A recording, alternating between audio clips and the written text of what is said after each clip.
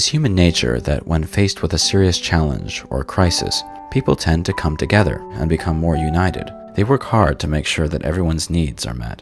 Historically, cooperative societies have tended to emerge during times of extreme difficulty. But in the absence of a serious crisis or threat, unity tends to break down and society usually reverts to individual self-interest. But what's to stop us from making solidarity a deliberate choice? Some people may fear that helping people in need runs counter to the principles of self-reliance and personal responsibility. They worry that if we start bailing out people or businesses, then this will create a moral hazard and people will stop working. When welfare is provided by a third party, such as the government, this may indeed facilitate dependence. But when capital ownership is decentralized and individuals take direct responsibility for the welfare of their peers, then something interesting happens. Everyone becomes more self-reliant.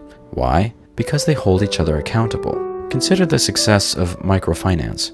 Microlenders, such as the Grameen Bank, pioneered the use of group lending, in which a small group of entrepreneurs basically co-sign on each other's loans. If one person fails to pay back their loan, then everyone else in the group must make up the difference. So when placed in this situation, entrepreneurs not only work hard to run a profitable business, but they do all they can to ensure that everyone else in the group is also successful. Mutual accountability helps increase the likelihood of success. In a similar way, credit unions operate on the basis of a common bond. Instead of relying solely on collateral to secure loans, they trust that members of the community will hold each other accountable, making it possible to issue loans that might otherwise be too risky. In order for this to really work, the community must be made up of people who know each other. This is why credit unions usually restrict membership to those who are within a particular group or geographic area. But running a business is risky, so how do we deal with this risk without creating a moral hazard? Businesses can solve this dilemma by linking up and committing themselves to a group of reasonable size. By doing so, they can help ensure long-term profitability. And not only this, but they can fully eliminate poverty for everyone who is within the common bond. The Mondragon cooperatives are held together by a central bank, the Caja Laboral. 10% of the profits from each cooperative go to a common fund. If a particular business is struggling, the central bank can provide capital infusions to keep it afloat. If a company is failing and must go out of business, then the workers from that company can be absorbed into other parts of the network. Since all members are co-owners of the organization, they share the responsibility and work hard to ensure that every business is successful.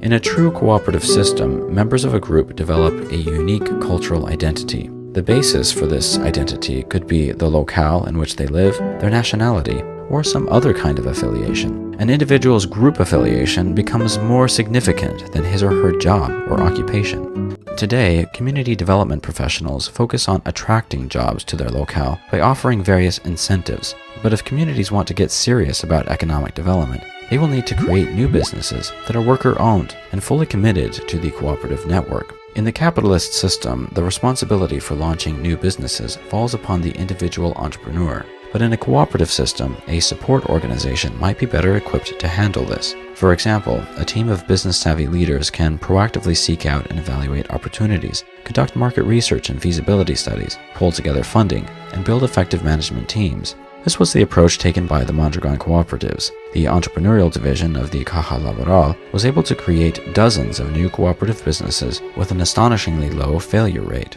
Today, we tend to have a very limited and romanticized perception of entrepreneurship. Because of outsourcing and the shift toward a service economy, entrepreneurs have tended to focus on businesses that require very little physical capital, such as internet startups, small retail and service businesses, and creative inventions. But by pooling our resources, we could focus on manufacturing and other capital-intensive industries that create lots of high-paying jobs. The technical obstacles are not insurmountable. Cooperative networks thrive as they develop resources in business financing, education, and technology development.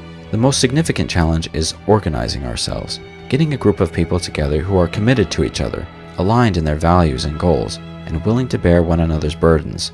Solidarity, that sense of identity and belonging that comes from being part of a unique and distinct group, is the key ingredient.